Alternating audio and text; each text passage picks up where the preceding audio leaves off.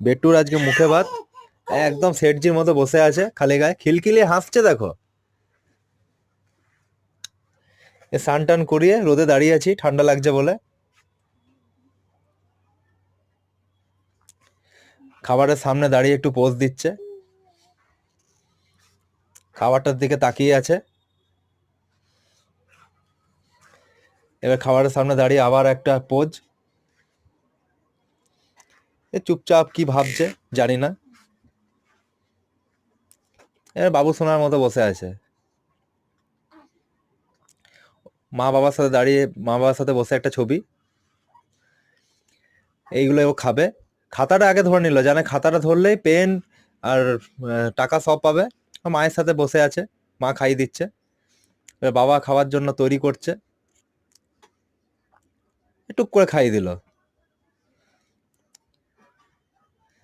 খেয়ে নিয়েছি, চলো টাটা।